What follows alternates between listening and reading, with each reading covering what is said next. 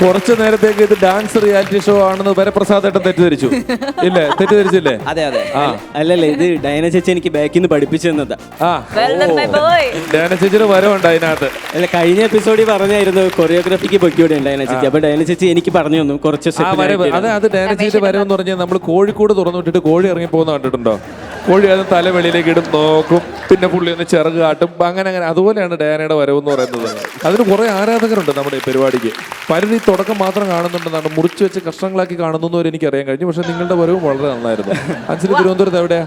ഞാൻ തിരുവനന്തപുരം മുരിക്കുമ്പുഴ എന്ന് പറഞ്ഞ സ്ഥലത്ത്. മുരിക്കുമ്പുഴ. ഇപ്പൊ ഇതിനു വേണ്ടി ഇവിടെ വന്നതാണ്? അതെ. അവിടെ അത്യാവശ്യം ഈ സൈസ് പരിപാടിയൊക്കെ ചെയ്യാറുണ്ടോ? ഇല്ല, ഞാൻ ഇപ്പൊ താമസിക്കുന്ന തലശ്ശേരിയിലാണ്. തലശ്ശേരിയിൽ ജോലി ചെയ്യുന്നുണ്ട്. അവിടെ എന്താ ജോലി? ഞാൻ മാലാകനാണ്. മാലാകൻ? മാലാഖൻ. ഈ ഭൂമിയിലെ മാലാകന്മാരെ അറിഞ്ഞൂടെ? അതെ. അതിലൊരു മാലാകനാണ് ഞാൻ. നേഴ്സാണ്. അപ്പോൾ അവിടെ ഡാർക്ക് അടിച്ചിരിക്കുന്നതുകൊണ്ട് പുറത്തിറങ്ങിയാണ് ഇപ്പോൾ കോമഡി എല്ലാം ചെയ്യുന്നത്. അതെ, ഹോസ്പിറ്റലിൽ. പക്ഷെ നിങ്ങൾ വേദനിച്ച് വരുന്നവരെ ഒരു ഇഞ്ചക്ഷൻ എടുക്കുമ്പോൾ ഒരു ചെറിയ തമാശ പറയുക, ഒരു ഗുളിക കൊടുക്കുമ്പോൾ ഒരു തമാശ പറയുക, അങ്ങനെയൊക്കെ പറയുന്നത് അവർക്ക് അസുഖം മാറാൻ നല്ലതാണ്. അങ്ങനെ പറഞ്ഞ് ഒരുപാട് അബദ്ധവും പറ്റിയിട്ടുണ്ട്. എന്തു പറ്റി? അത് അതൊരു അനുഭവം ഞാൻ പറയാം. ഒരിക്കൽ ഈ കള്ളു കുടിച്ച ആൾക്കാർക്ക് അസൈറ്റിസ് എന്ന് പറഞ്ഞൊരു രോഗം വരും. അപ്പോൾ ഈ വയറിങ്ങനെ പെരുകിയിരിക്കും അവർക്ക്. അപ്പോൾ അവരിങ്ങനെ പെട്ടെന്ന് കാഷ്വാലിറ്റിയിൽ ഒരിക്കൽ കൊണ്ടുവന്നു, ഒരു രോഗീനെ കൊണ്ടുവന്നു. അപ്പോൾ ആളെ ഇങ്ങനെ കൊണ്ടുവന്ന് കിടത്തി. അപ്പം നമ്മളവിടെ സാധാരണ ചെയ്യുന്ന ഒരു ട്യൂബ് ഇട്ടിട്ട് ആ വെള്ളം ഊറ്റിയെടുക്കുകയാണ് പതിവ്. അപ്പം അങ്ങനെ കൊണ്ടുവന്ന് കിടത്തി. ഈ മാനേജ്മെൻറ്റ് പറഞ്ഞിട്ടുണ്ട് രോഗികളോട് ചിരിച്ച് സംസാരിക്കണമെന്ന്. അപ്പോൾ ഈ പുള്ളിക്കാരൻ നല്ല വേദനയിൽ വന്ന് കിടക്കുക. അപ്പോൾ നല്ലൊരു ജിമ്മനായിട്ടുള്ളൊരു മോനുണ്ട്. മോനും വന്ന് അടുത്ത് നിൽപ്പുണ്ട്. അപ്പോൾ ഞങ്ങൾ ചെന്ന് BP ഒക്കെ എടുത്തു. അപ്പോൾ അച്ഛനിങ്ങനെ വിളിക്കുന്നുണ്ട്, അയ്യോ ആ എന്ന് പറഞ്ഞ് വിളിക്കുന്നുണ്ട്. അപ്പോൾ ഈ മാനേജ്മെൻറ്റ് ചിരിക്കണമെന്ന് പറഞ്ഞല്ലോ. അപ്പോൾ ഉടനെ ഞാൻ പറഞ്ഞു, എന്താ ചിരിക്കാത്തേ എന്നിങ്ങനെ ചോദിച്ചു. അപ്പോൾ മോൻ എന്നെ ഇങ്ങനെ വിളിച്ചിട്ട് പറഞ്ഞ്, വേദനയിൽ കിടക്കുന്ന ആളെടുത്ത് എന്താ ചിരിക്കാത്തതെന്നോ. അങ്ങനെ ഒരുപാട് അനുഭവങ്ങൾ പറ്റിയിട്ടുണ്ട്. അസ്ഥാനത്ത് കോമഡി പറഞ്ഞു. അല്ല, അവരോട് ചിരിച്ച് പെരുമാറണം എന്ന് പറയണ വേദന കിടക്കണവന് ഇക്കിളിട്ടിട്ട് എന്താ ചിരിക്കാത്തതെന്ന് ചോദിച്ചിട്ട് ഇവൻ അവർക്ക് കുറ്റം പറയുക. അതിൽ ചെറിയൊരു തെറ്റ് നിന്റെ ഭാഗത്തുണ്ട് കേട്ടോ, അങ്ങനെ ചോദിക്കാൻ പാടില്ല. തിരുവനന്തപുരത്തിന്റെ ഭാഷയില്ല കേട്ടോ. തിരുവനന്തപുരത്തിന്റെ ഭാഷയില്ല സംസാരിക്കുമ്പോൾ. അത് ഈ ഇംഗ്ലീഷ് സ്ലാങ് പിടിക്കാൻ കൂടുതൽ നോക്കാം. നേഴ്സുമാരായതുകൊണ്ട് വിദേശത്ത് പോകണം. അപ്പോൾ മാക്സിമം ഞാനിങ്ങനെ എല്ലായിടത്തും പോയി hi hello I am Ansel, I am just from. പക്ഷേ ഈ തിരുവനന്തപുരം എത്തുമ്പോൾ ഞാൻ അറിയാം തിരുവനന്തപുരം എന്ന് പറഞ്ഞു. അപ്പോൾ പെർഫോമൻസ് സ്റ്റാർട്ട് ചെയ്യാം. All the best. Thank you. Hello, how are you Krishnaraj ചേട്ടാ? I am fine, thank you. ഇതാണ് പ്രശ്നം. എല്ലായിടത്തും നമ്മൾ കാണാതെ പിടിച്ച് വെച്ചിരിക്കുന്ന ഹൗ ആർ യു എന്ന് വെച്ചാൽ ഫൈൻ എന്ന് പറയണം. അല്ലെങ്കിൽ നമ്മളിപ്പോൾ റോഡിൽ വണ്ടി ഇടിച്ച് കിടന്നാലും ആരെങ്കിലും വന്ന് ഹൗ ആർ യു എന്ന് വെച്ചാൽ നമ്മൾ പറയും ഓഹ് ഐ ആം ഫൈൻ എന്ന് പറഞ്ഞു പോകും. അത് നമ്മളിങ്ങനെ പഠിച്ചു വെച്ചൊരു കാര്യമാണ്. അത് ചില സാധനങ്ങൾ ഇപ്പോൾ ആഴകി ഇലയില എന്ന് പറഞ്ഞാൽ വായ കൊണ്ട് നമ്മൾ ഇടുമെന്ന് പറഞ്ഞ പോലെ ഉള്ളൂ. അത് ചെറുപ്പത്തിലെ പഠിച്ചു വെച്ചേക്കുന്ന സാധനമാണ്, മാറ്റാൻ പറ്റത്തില്ല. ഇംഗ്ലീഷിൽ നല്ലൊരു പ്രാവീണ്യം നേടി വിദേശത്ത് പോകണമെന്നായിരുന്നു എൻ്റെ ആഗ്രഹം. അങ്ങനെ വിദേശത്ത് പോകാൻ എന്താണ് എളുപ്പ വഴിയെന്ന് ഇങ്ങനെ ആലോചിച്ചു. ഏത് കോഴ്സ് എടുത്ത് പഠിക്കും 10ാം ക്ലാസ് കഴിഞ്ഞാലെന്ന് ഇങ്ങനെ ആലോചിച്ചിരുന്നപ്പോൾ ബന്ധുക്കളൊക്കെ പറഞ്ഞു, ഒരു കാര്യം ചെയ്യ്, നീ നേഴ്സിങ്ങിന് പോകുമെന്ന് പറഞ്ഞു. കാരണം വിദേശത്ത് പോകാനുള്ളൊരു ഫ്രീ പാസ്പോർട്ടാണ് നേഴ്സിംഗ് എന്ന് ഒരു കിംവദന്തിയുണ്ട്. നേഴ്സിംഗ് പഠിക്കാൻ ചെന്ന് കോളേജിൽ കയറി. അവിടെ ചെന്നു. അപ്പോൾ ഈ സെൽഫ് ഇൻട്രൊഡക്ഷൻ പറയണം. അപ്പോൾ സെൽഫ് ഇൻട്രൊഡക്ഷൻ്റെ സമയത്ത് നമ്മളെല്ലാവരും ഇങ്ങനെ വളരെ സൂക്ഷിച്ച് നോക്കും ആരാണ് ഏറ്റവും നന്നായിട്ട് സെൽഫ് ഇൻട്രൊഡക്ഷൻ ഇംഗ്ലീഷിൽ പറയുന്നതെന്ന്. കാരണം അവനായിരിക്കും ആദ്യം വിദേശത്ത് പോകുന്നത്. അങ്ങനെയാണ് നമ്മൾ കരുതിയിരുന്നത്. അപ്പോൾ ഞങ്ങൾ അത്യാവശ്യം നന്നായിട്ട് സെൽഫ് ഇൻട്രൊഡക്ഷൻ പറഞ്ഞാൽ ഞാനായിരുന്നു. അപ്പോൾ അത്യാവശ്യം കടുക് വറുത്തതുപോലെ ഇംഗ്ലീഷ് പറഞ്ഞത് കൊണ്ട് തന്നെ ഒരു കൂട്ടുകാരൻ ഓടി വന്ന് എന്നെ കെട്ടിപ്പിടിച്ചിട്ട് പറഞ്ഞു, അളിയ നീ എന്നെയും കൂടെ ഇംഗ്ലീഷ് പഠിപ്പിക്കണം, ഞാൻ മലയാളം മീഡിയത്തിലാണ് പഠിച്ചത്. ശരി, ബൂസ്റ്റ് ചെയ്ത cigarette of my energy. Coefficient of the linear expansion is the presence of haemoglobin in the atmosphere but why എന്ന്. ഞാൻ പറഞ്ഞു ഓക്കെ, നിന്നെ ഞാൻ ശിഷ്യനാക്കിയിരിക്കുന്നു. അങ്ങനെ അവനെ ഞാൻ കൂട്ടി. പക്ഷേ അത്ര എളുപ്പമല്ലായിരുന്നു അവനെ ഇംഗ്ലീഷ് പഠിപ്പിക്കാൻ. ഞാൻ പിറ്റേന്ന് അവനെ ബേസിക് ഗ്രാമർ പഠിപ്പിക്കാമെന്ന് കരുതിയിട്ട് ഞാൻ അവൻ്റെ ബുക്കിൽ എഴുതി കൊടുത്തു, രാമൻ കിൽഡ് രാവണൻ, ഇതിലെ സബ്ജക്റ്റ് പറയടാന്ന് പറഞ്ഞു. അവൻ നോക്കി വായിച്ചു, രാമൻ കിൽഡ് രാവണൻ.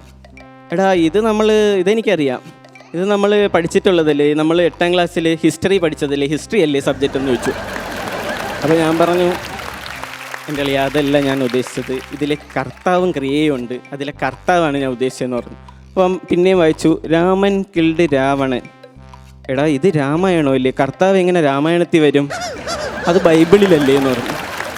അപ്പം ഞാൻ അവനോട് പറഞ്ഞു, ഒരു കാര്യം ചെയ്ത് നീ കുറച്ച് വൊക്കാബുലറി ഒക്കെ പഠിക്കണം, അപ്പോൾ നീ ഇംഗ്ലീഷ് സിനിമകൾ കണ്ടു തുടങ്ങണമെന്ന് ഞാൻ പറഞ്ഞു. അപ്പോൾ അവൻ പറഞ്ഞു ഓക്കെ അതെനിക്ക് പറ്റും, എന്ന് പറഞ്ഞ് അവൻ വീട്ടിൽ പോയി പിറ്റേന്ന് വന്നു, ഇംഗ്ലീഷ് സിനിമ കണ്ടു എന്ന് പറഞ്ഞു. ഞാൻ പറഞ്ഞു ഓക്കെ, നീ ഏത് സിനിമയാണ് കണ്ടത്? അവൻ പറഞ്ഞു ഞാൻ ജുറാസിക് പാർക്കാണ് കണ്ടതെന്ന് പറഞ്ഞു. എനിക്ക് സന്തോഷമായി, കാരണം സ്റ്റീഫൻ സ്പൈൽബർഗിൻ്റെ ഒരു പടം അടിപൊളി ഇംഗ്ലീഷ് ആയിരിക്കും, അവൻ എന്തായാലും. ഞാൻ പറഞ്ഞു കഥ പറയടാന്ന് പറഞ്ഞു. അവൻ വളരെ സ്പഷ്ടമായിട്ട് എൻ്റെ കഥ പറഞ്ഞു. ഞാൻ ഞെട്ടിപ്പോയി, കാരണം ഒരു ബേസിക് ഗ്രാമർ അറിയാത്ത ഒരുത്തന്നെ എങ്ങനെയാണ് ഇത്രയും നന്നായിട്ട് ഇംഗ്ലീഷ് സിനിമയുടെ കഥ പറഞ്ഞതെന്ന് ചോദിച്ചു. അങ്ങനെ ഞാൻ ചോദിച്ചു വന്നപ്പോൾ എനിക്ക് മനസ്സിലായി അവൻ മലയാളം ഡബ് ചെയ്തതാണ് കണ്ടത്. ഈ സിനിമയുടെ കഥ പറയലുമായിട്ട് ബന്ധപ്പെട്ടിട്ട് ഒരു വാക്കിലെല്ലാം നശിപ്പിച്ച ഒരാളുണ്ടായിരുന്നു. അതായത് ഈ സേതുരാമയ്യർ CBI എന്ന് പറഞ്ഞ പടം കാണാൻ വേണ്ടി ഞാൻ അകത്തോട്ട് കയറി. രണ്ടാമത്തെ ഷോ, ആദ്യത്തെ ഷോ കഴിഞ്ഞ് രണ്ടാമത്തെ ഷോയ്ക്ക് അന്നൊക്കെ ഇടികൊണ്ടല്ലേ ഈ മമ്മൂട്ടിപ്പടം രണ്ടാമത്തെ ഷോ ടിക്കറ്റ് എടുത്ത് കുത്തി കയറി. ഞാൻ കയറാൻ പോകുമ്പം കഴിഞ്ഞ ഷോ കഴിഞ്ഞിറങ്ങി ടിക്കറ്റ് കയറിയിട്ട് മറ്റേ പുള്ളിയോട് നമ്മുടെ വാതിക്ക് വെച്ച് എൻ്റെ ആരോട് ചോദിച്ചു, ചേട്ടാ പടം എങ്ങനെയുണ്ട്? നല്ല പടമാ, ജഗദീഷ് ആ വില്ലൻ. പുള്ളി ഒറ്റ സ്റ്റേറ്റ്മെന്റ്, അതോടുകൂടി സിനിമ കാണാനുള്ള സർവ്വരസവും പുള്ളി തീർത്ത് കയ്യിലേക്ക് വന്ന്. അവിടെ ജഗദീഷ് വില്ലനായതുപോലെ യവനായിരുന്നു എൻ്റെ വില്ലൻ. അപ്പോൾ യവന് ഞാൻ അനാട്ടമി ടെസ്റ്റ്, അപ്പോൾ നമ്മുടെ അനാട്ടമി എന്ന് പറഞ്ഞാൽ ശരീരഭാഷ പഠിക്കുന്ന ടെസ്റ്റാണ് നേഴ്സിങ്ങിൽ. അപ്പോൾ ഞാൻ അതെടുത്ത് ഇട്ട് കൊടുത്തിട്ട് പറഞ്ഞു, നീ ഒരു കാര്യം ചെയ്യ്, അക്ഷരങ്ങൾ വായിക്ക്, എത്രത്തോളം നിനക്ക് വായിക്കാൻ പറ്റുമെന്ന് ഞാൻ നോക്കട്ടെ എന്ന് പറഞ്ഞു. അവൻ വായിച്ച് തുടങ്ങി, വിക്കി തുടങ്ങി. അങ്ങനെ വായിച്ച് വന്നപ്പോൾ അവൻ ഒരു അക്ഷരം പറഞ്ഞു, വാക്ക് പറഞ്ഞു, ഫട്ടൂരി. അപ്പോൾ ഞാൻ ഈ ഫട്ടൂരി എന്താണ്, ഞാൻ ഇതുവരെ കേട്ടിട്ടില്ല ഇംഗ്ലീഷിൽ എന്താണെന്ന്. ഞാൻ വായിച്ചു നോക്കി, അത് എഴുതിയിരുന്നത് ഫ്യൂച്ചർ എന്നായിരുന്നു. ഞാൻ പറഞ്ഞു, നീ ഫട്ടൂരി, ഫ്യൂച്ചറിനെ ഫട്ടൂരി എന്ന് വായിച്ചു, അപ്പോൾ നീ നേച്ചറിനെ എന്താ നട്ടൂരി എന്ന് വായിക്കൂ. അവൻ പിന്നെ വായിച്ച് പോയി. അപ്പോൾ അടുത്ത വാക്ക് വന്നു, മറക്കല്ലേ. ഞാൻ നോക്കി, അപ്പോൾ അവൻ അതിലെഴുതിയിരുന്നത് മിറാക്കിൾ എന്നായിരുന്നു. അവനിപ്പോൾ ലണ്ടനിലുണ്ട്. അപ്പോൾ ഞാൻ ഇന്നലെ മെസ്സേജ് അയച്ചു, അളിയ I got a chance to participate in funs upon a time, I am going to see Ramesh Pisharody എന്ന് വെച്ചു. അപ്പോൾ അവൻ തിരിച്ചയച്ചു, oh that's cool man, that's flabbergasted. അത് ഞാനും കേട്ടിട്ടില്ല പ്രസാദ് ഏട്ടാ, എന്താണെന്ന് അറിഞ്ഞൂടെ. ശശി തരൂർ പറഞ്ഞ് കേട്ടിട്ടുണ്ട് ഞാൻ. അങ്ങനെ ഞാനിത് അറിയാൻ വേണ്ടിയിട്ട് ഗൂഗിളിൽ പോയി തപ്പി. ഫ്ലാബർഗാസ്റ്റഡിൻ്റെ അർത്ഥം സർപ്രൈസ്ഡ് എന്നായിരുന്നു. സർപ്രൈസ്ഡ് എന്നുള്ളതിനാണ് ഫ്ലാബർഗാസ്റ്റഡ്. ഏതാണ്ടൊക്കെ അറിയാമല്ലോ.